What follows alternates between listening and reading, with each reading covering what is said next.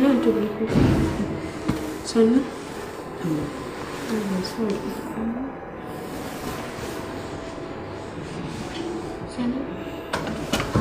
Assalamu alaikum. Wa alaikum salam. Yawa ga ruwa. Sannan. Yawa da Allah idan kika shiga cikin gida. Duk wanda kika gani a cikin gidan nan ko mace ko namiji, ki ce yazo an tabulki ba ta da lafiya. Sanu.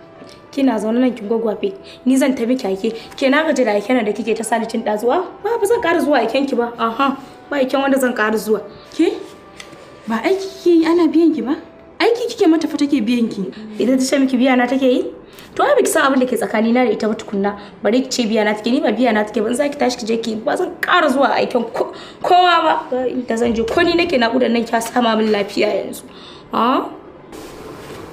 sani yaruwa alƙawa dan gafara musamman daga kaina mara kunya kawai kin ka miki mari kin zo kin tsaya kina min surutu wala ki tsinka mari ni zaki mara ai ko da baki ka sannan sannan